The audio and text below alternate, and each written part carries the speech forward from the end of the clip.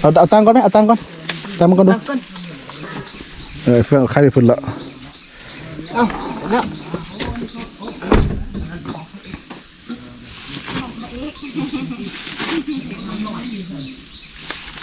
นี่ไปแล้วไปจักตอนนั้นโอ้ดำแดงนะเห็นพวกคนร้ายหายก็แบกผู้เดียวสมตีเนาะเนี่ยโอ้ยเป็นไดซื้อปลาบ้าแก้วจำนวนเงิน100 เหรียญแล้วก็ซื้อปลาดุกได้ซื้อไข่ได้ซื้อเอาเฟืองจำนวนเงิน300,000แล้วก็ไอ้ส่งเอาสวยไหมเอาไว้เอาเลยนะเอาเงินนะเอาขอบใจเพิ่นเด้อขอบใจลายมันยังยังเกาะเพิ่นบ่ประสงค์ออกนามเพิ่นแต่ว่าอยู่ไต้หวันเนาะโอ้ขอมันก็ยืนโอ้มีสุขมีใส่ทางมีเด้อมาขอบใจอยู่ดีมีแห้งอย่ามีเจ็บมีเป็นใจละลายเด้อเนาะต้องขอบคุณนำผู้ใหญ่ใจดีถ้าเพิ่นได้เพิ่นอยู่ทางไต้หวันพุ่นแหละแต่เพิ่นบ่ประสงค์ออกนามแต่เพิ่นได้ฝากเงินมาจำนวน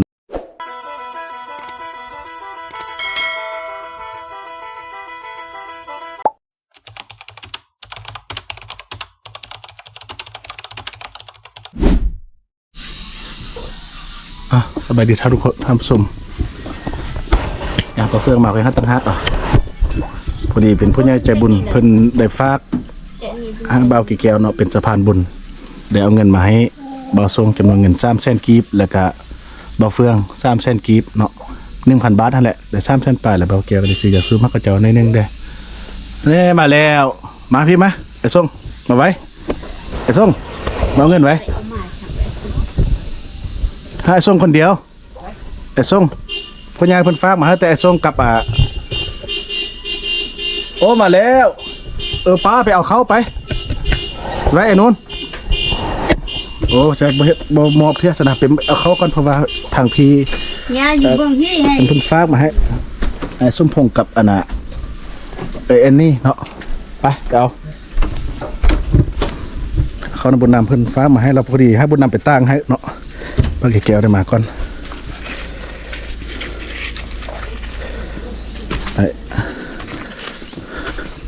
เอาไว้ไอ้นุ่นไอ้คุณเด้เอาใส่กันไว้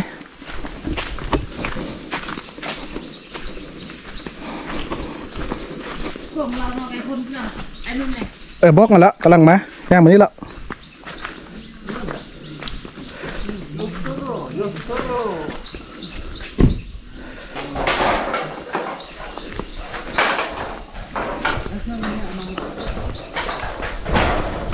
ไอ้ส้มพงเนาะเป็นไอ้ส้มพงเพิ่นได้ฝากมาให้ละ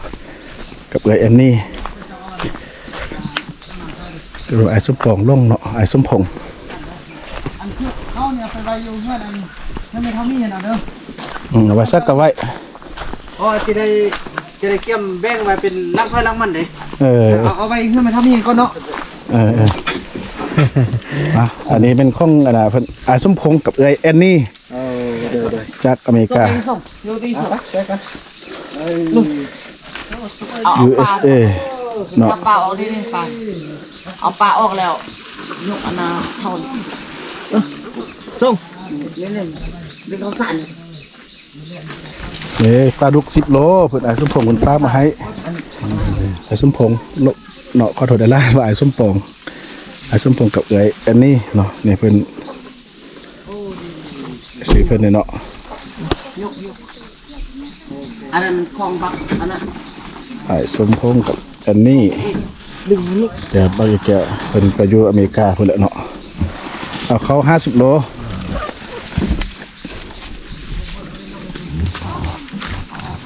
ไอ้พูดเอาไข่นะไข่เด้เอาละบ่เอาห้ามจักกันแม่ขันบ่แฮนะห้ามเอาห้ามผู้หนึ่งห้ามหัวผู้หนึ่งห้ามกดจับดีๆได้เข้าโลได้เอาตังก่อนนะเอาตังก่อนตังมันก่อนดูเฟื่องเอาไข่ไปพุ่นละเอาแล้ว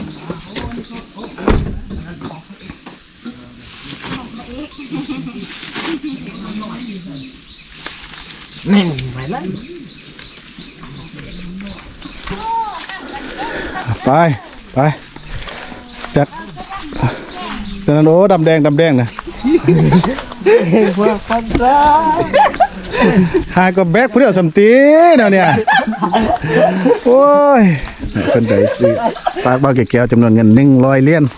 แล้วก็ซื้อปลาดุกได้ซื้อไข่ได้ซื้อเครื่องขนมข้าวต้มผู้เฒ่ามันอยู่ของกินหลายอันเนาะอายุนางเขาละวะอยู่นางเขาละวะยังมาที่วันนี้ปลาดุกอ่ะสักคู่ข้างไว้ตีไปโอ้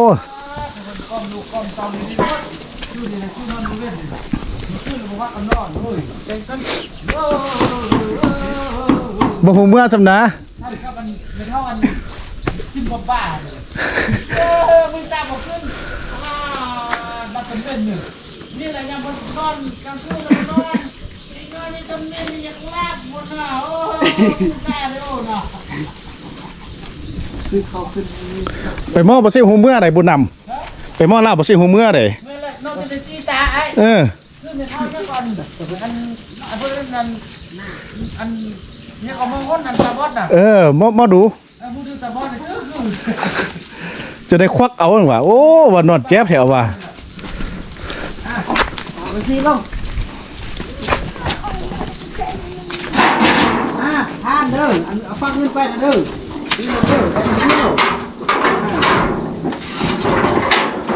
ไป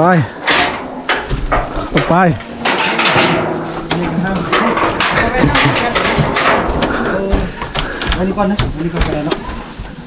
แบ่งไปเงินเท่าเงินมัน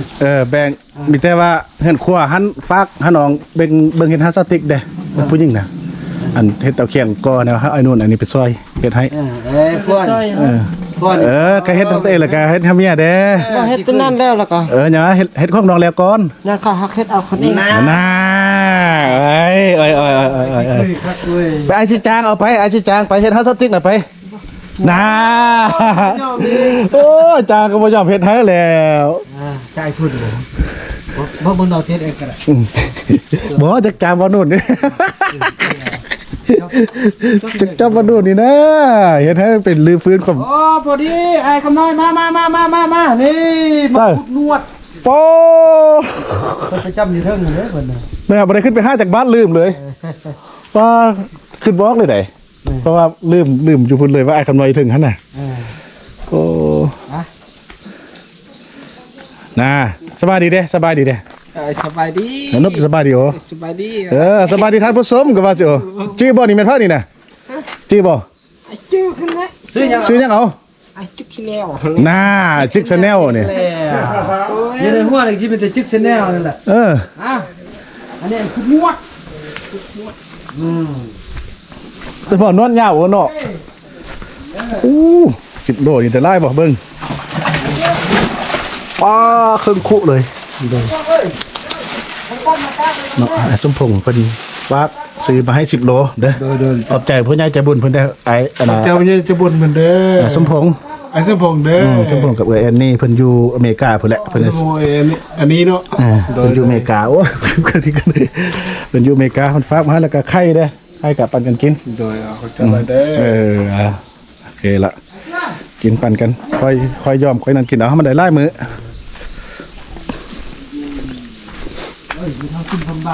แม่ยังป้าโทรศัพท์มาแล้วดิเบิ่งยี่ห้อรุ่นใดแม่ยังยี่ห้อยังสมาร์ทเดี๋ยวซักก่อนเราค่อยเบิ่งรอดให้ยังแล้วบ่ดึงเรามายังไงโอ้ลอยนี่แหละคนดูคนมันมีแต่คนเบิ่งคนแย่งนี่แหละนี่พระมันเราใดอีกสมมุตินี่เขาเบิ่งแต่คนงานเด้สมมุตินี่น่ะคานระบ่ได้แหละน้องสักกันเพิ่นก่อนข้าก็กินนิดมาพอดีแล้วได้นั้นแล้วเจ้าก็ลงมานี่เด้พอมีผู้ใหญ่ใจบุญเพิ่นฟ้าเงินให้ขึ้นมาได้เนี่ยเดี๋ยว2ซ้อน3ซ้อนนี่นะเด้อผู้ใดอยากได้เงินละมันเอาเด้อทีนี้เพิ่นหาตามผลงานได้เพิ่นหาตามผลงานได้ผู้ใดคานระบ่ได้เด้ท่านผู้ชมมันแล้วก็ได้คานแล้วก็บ่ได้เนาะเพิ่นก็เบิ่งเฮ็ดเนาะให้ส่งได้ให้ส่งพ่อลูก นี่เลี้ยงลูกมาแต่น้อยไปได้นี่น่ะจนซ้ำบ่ทรงยาวสำนี้ยังนำมาเลี้ยงอีพีตึมอยู่เนาะ นำเบิ่งแย่งกันมาเอาไปยังน้ำนี่น่ะเหี่ยวอู้ไอ้รอดนี่เอ้ยเหี่ยวซ่าเหี่ยวซ่ายแล้วเอาผ้ามาเซ็ตเด้ เอาพานเสร็จ ต้องรถอัน เดินมาแล้วเอาพาขึ้น อันตัวเขาตัวพวกกินมันหันไอ้ส้มพงเนาะเพิ่นก็ได้ซื้อมาให้แล้ว ให้กาแฟ แล้วนำทำมาดู เหนียวเดินนุ่งเสื้อยาวเด้อสูบนี่ยาสูบบ่มีสอบอะไร มาหาพุทธซอกแล้วดิ น่ะ สู้ต้องกันเอาอีกผู้หนึงดอกเขากินหลักขวบนิดนึงน่ะ อันนั้นหัวหน้า เอ้าเรามาส่งคืนเฮ็ดบ่ยังไหนสุตยานี่เขาว่าขี้คานนี่น้องคาดอีพี่ใดจักเทื่อ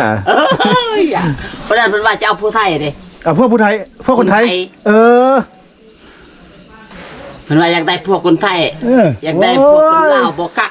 บ่ติจื้อ ก็บ่เอาแล้วแสดงนะฮะพอดีอันน่ะพี่เพิ่นแม่เพิ่นเนาะแม่เพิ่นอยู่ไต้หวันแต่เพิ่นก็บ่ประสงค์ออกนามหรอกเพิ่นฝากมาให้แต่ว่า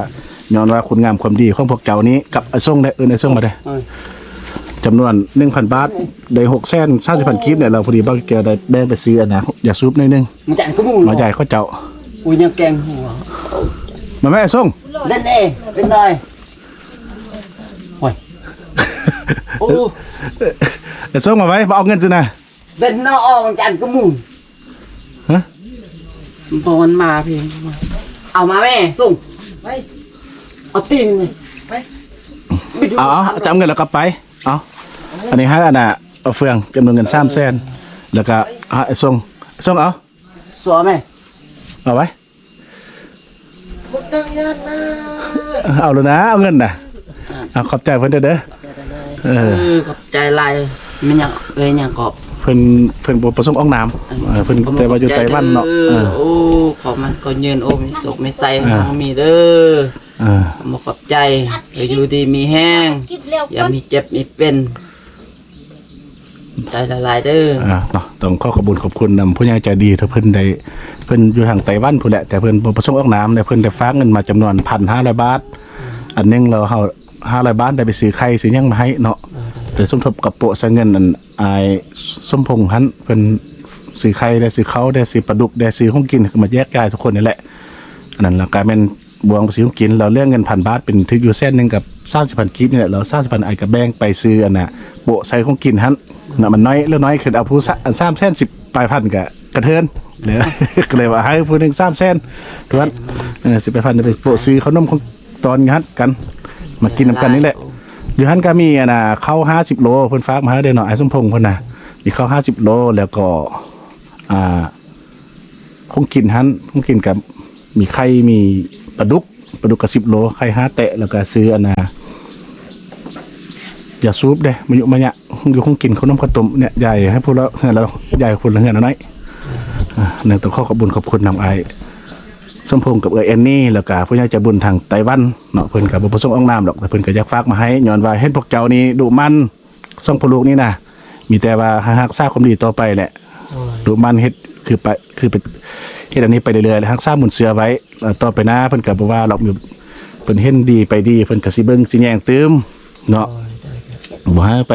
เฮ็ดมันยุมันยะแหละดุมันพากันออกแห่งงานเฮ็ดนี่มันก็บ่ได้เวียกหลายหรอกเฮาเฮ็ดแล้วก็แล้วซื่อๆเนี่ยก็คืออันนี้โอ้เส้นยาให้แล้วก็แล้วเนี่ยต่อไปนี้ตัวใดที่เป็นตานั่นก็อนามัยห้องเฮือนดาวซื่อๆนี่แหละเบิ่งมีแต่ว่าบนผักบนหยังหั่นน่ะจะเข้าไปเบิ่งคนปุ๊บเซาติกเด้อเบิ่งสติกวันนี้ต่อไปนี้ก็เฮือนครัวก็คันนั้นก็จะเอาไปเบิ่งเฮ็ดให้เด้อห้องสติกหั่นน่ะอันแป้งไปเตาไฟสะดอกแล้วก็แป้งบน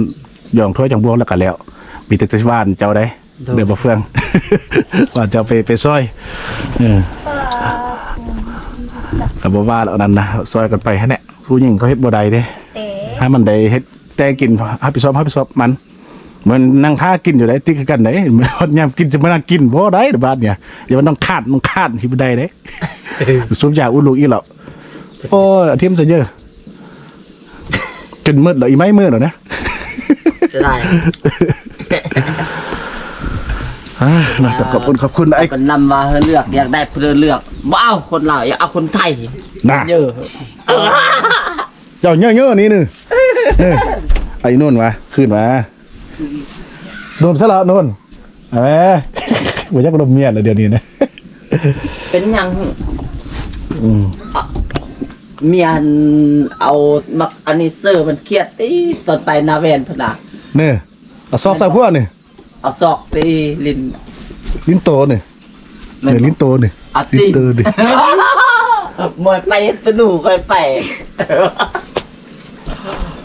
ไอ้คูณกับอันนั้นมันกันเด้อวันนั้นเราผู้ใหญ่เพิ่นสิหาดอกบ่ได้มันละพันใด คันเฮามอยเด้คันเฮามอยเตะบ่ มอยไปพอนอนได้บ่บ่คือนอนนอนเล่น นี่คัน ไปนี่นะโอ้ย คันอายมอยเตะบ่เรา คันถ้าอันนี้มอยเตะบ่ ไปเฟื่องเลย ว่าเตะอันมามอยนี่ เอากันเห็นเฮามาเบิ่งก็บ่แม่นเฮาก็บ่ต้องเตะ บอกว่าสิมารวมกันอยู่นี่ เอ้ยยกเห็นยัง ว่ายอกกันไปซื่อๆเด้อเนาะยอก ไปยกก็บ่คือโอ้ยอมมันนะ ในเพิ่นว่าเขานั่งลุมอยู่ให้ดูหลอดเฮ็ด เอาไปนี่เฮาตายคลิปเขายังซุ่มเขาตีว่าเฮานั่นครับ นั่งเพิ่นมันคันเฮานั่งแบบนั้นเราผู้น้อยเฮ็ดแล้วเขาสิเห็นแบบถ้ามันก็บ่งามไอ้ร้อนเหี่ยวแล้วเนี่ยนะใช่ เมื่อเดือนเขากินข้าวเนาะคอยกินเบียร์เนาะเอาเงินไปส่ง50เงินคอย50ซื้อเบียร์สรุปการกินเนาะกินแล้วต้องตีกันเลยตีกันบ่ฮับเลย ว่ายังอีกซื้อเบียร์สรุปว่ายัง ดาว3คนไม่แล้วซื้อไว้รถต้องมาซื้อหลายอัน อีกพูดน้อยเอาพูดป้องก็พอแล้วไอ้คุณถ้าบ่กินก็ไอ้คุณเนี่ยเนาะโอ้ยว่าบ่กินน่ะบ่ได้แล้วกินบ่คุณ เพราะเอาไว้ ก็กินเนาะ นี่จื้อไว้เถอะมันนั่นเงิน100,000ไปได้แต่คิมน่ะเพิ่นมา จะสร้างจ่ายเงินบ่ บ่ น่า สร้างมันยังเงิน100,000ได้แต่คิมหั่น คิมแพงติ เสื้ออัน แม่ง เป๊ปซี่เป๊ปอันนั้น เต็มสิก็10,000จะว่าคิมมัน สอง 3,000 สองเขากินอันหนึงแล้วจอ อ่ะ น ถึก40,000 ปองอย่างปอง ยัง60,000ไปคิ ป ม อง สอ ป้าง ย นะ สองปองเราคิวอันหนึง ปองแยก2ปองเป๊ปซี่ อยาก เป๊ปซี่2อัน บ่แม่นเป๊ปซี่อันนั้นน่ะเนี่ยพอปองอันน่ะตัว10,000นั่นน่ะ 10,000 2ปองกะสาว 20,000 แล้วครีมเท่าใด คิมมัน20,000 ครีม2,000เป็น40อยากซื้อเท่าใด สู้ จาก2 5ที่บอก 5กะสาว 5,000เด้สาว5เป็น65แล้วยังอีก นวด นี่แทน อันแท้นวด65อันแท้นวดกะ 5,000 ปี แสนหนึ่งเนาะเอา 10,000 นี่ 10,000กับ75 อันนี้เอาไปซื้อ ยัง25,000มันหยังเอาซื้อยัง 25ถึงซื้อแล้ว ซื้อเหล้า เอ้ยแม่นแท้ซะแล้ว 2ปอง นี่จื้อไว้เด้อเอาไว้นี่อยากได้ยาสูบแล้วมาเอา หาพ่อไว้หน่อย เอาไว้มันจ่ายเสีย จะเอาไว้เนี่ย เจ้า50ข่อยเอา10ออกซื้อเบียร์ ใส่คอ ไว้น้ำพลอยเอาข้อเอา ยังเงินเรายัง200,000 2,500,000บอกกันไว้เอาชื่อไหนบ่เป็นอย่างซ้ำเส้นตลอดเลย เอาออกแม่มันไปได้ยังเด้ ตอดตู้เย็นโทรศัพท์แปด บรอด ตัดโทร ปัดโทตำงะนั่นเอ้ย ปัตระบรมปัตระใส่ขอยาวเลยยอดเลยเนาะ ของโปมบ่ต้องเอาอันนี้ซื้อเป็นมันครับ ไหนเฮ็ดเจ้ามื้อไหนเฮ็ดอันมื้อวานนี้ให้ผู้นำได้สุดปัดโตบ่เฟืองนี่มันได้สิขอย่างมันจะใส่วะ เป็นหลักเป็นหลักเอา บ่ลอกตี ตัวเลยบ่ ครับบ่ลอกแล้วงาม มันเป็นออกใส่คอคือทองนาค เอา แล้วเนาะ ไปคนอยู่เครื่องเลน่ะเครื่องอยู่หันเกือบ น่ะ ใส่กระเป๋าไอ้ใส่กระเป๋าระบตัดเด็ก โอ้คนใส่กระเป๋ามันดีไหนเนาะบ่มันบ่ลอกง่ายใส่กระเป๋าเนี่ย บล็อกง่ายเลยนะ เฮ็ดเฮาสติ๊กอันนึงได้ปะ มีป่ะมีสอง เอาบ่บ่เอา เอาของง่ายนะก็ได้ บ่ผมมันเอาใหญ่ดีว่ามัก รีบมักเนาะติ๊กบ่มักใส่สักคอเนาะ มันก็ดึงขาดอันนึงกับอันนึงกับ เดี๋ยวอายสิหากี่สิหาผู้อันก่อนเนาะ ขาดบ บัดบุญรถจักดึงคันบัด แต่มันหน่อยมันผูก ตะกี้นี้ ขาดแล้ว ตะกี้ซื้อผ้าไอ้คูณเด้อซื้อยายผู้อันนะ อันนี้มันรอดตึงบ่ขาดแล้วนี่ขาด ไอ้น้อยน่ะเป็นดึงคันแล้ว ตอนนั้นซื้อมาให้ผู้อันเขาเข้าพวกอยู่ป้าพุ่นเด้ถ้าแม่ได้เนาะไอ้2คนในพ่อเด้อันนี้คัดหมดแล้วติ คันบัดเลยบุญรถดึงเรือไอ้นี่นี่หยัง มีหยังไม่ถึงถ้ามีหยังเนี่ยก็ไอ้คูณก็ย่างก่อนเนาะไอ้คูณน่ะเนาะพระน่ะเนาะจะปั่นกันนี่บ่ยานแล้วเนาะเขามีพระไปป้าเนาะไอ้คูณนี่มีพระไปป้าบ่ยานได้ โอ้เบิ่งนี่เบิ่งเกียร์เบิ่งดูมันมีฮ้อใดสปาร์คตีนี่น่ะ อันนี้ ฮอเนอร์ฮอเนอร์ครับไหนรุ่นฮอเนอร์เนี่ยฮอเนอร์ T8 ดึงแผง มีเคสนี่นำเด้ อันนี้ซื้อเครื่องจะไปป่าเล็กไปป่าขึ้นเงิน แน่ใช่นี่นี่ผู้เฮือนอยู่ซะ ไปลูก บ่เพราะจะว่าผู้เฮือนเลยไปป้า อันขึ้นเงิน ขึ้นเฮือนติ เงินแล้วก็ไปหากินนำกับอันนี้ไปลูก ขึ้นเฮือนแล้วก็เนาะโอ้ในเขตมันมีอยู่นี่ในเขตคาดว่าสิใช่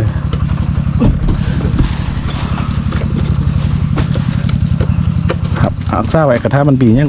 ประกันเขามีประกันมีเบอร์ความตีนึง มีวะ เอาไว้ ซิมละเก่าเนี่ย เนี่ย ซิมละเก่า หลักเก่าหลักฮะ เก่า ทีนี้หลักเก่าเลยดีนะ เขามีราคากับราคาเก็บเอาอันนั้นตัวมีสัญญาณ อืม เติมบัตร50,000 ร้านละเก็บดูบอกมา เก่าเขาไอ้นู่นกันละไอ้คุณกันหลักเก่าเลยเนาะ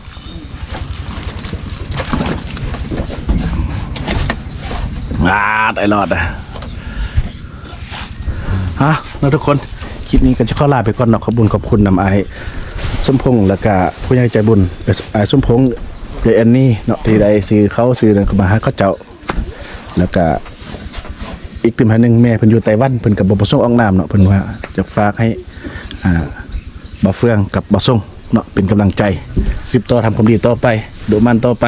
เนาะเพิ่นก็สิเบิ่งสิแยงอยู่ดอกเนาะเอาว่าไปต่อนะสำหรับคลิปนี้ก็ต้องขอบคุณทางผู้ใหญ่ใจบุญทาง3ท่านเนาะทางพี่สมพงษ์แอนนี่เนาะอยู่ทางอเมริกาแล้วก็อีกท่านหนึงก็คือเพิ่นอยู่ไต้หวันเนาะคือแม่ไผเลาะแต่ว่าเพิ่นบ่จักให้ออกนามเนาะก็บ่เป็นหยังเพิ่น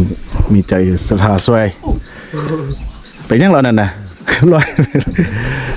สำหรับคลิปนี้ก็หาเพิ่นนั้นจงอยู่ดีมีแรงปราศจากโรคภัยไข้เจ็บเนาะคิดจึงใดข้อให้ใดสิ่งนั้นเนาะสมมุ่งมั่นปรารถนาทุกประการก็ให้สุขภาพแข็งแรงเจริญยิ่งขึ้นเนาะสาธุเนาะขอลาไปก่อนเนาะทุกคน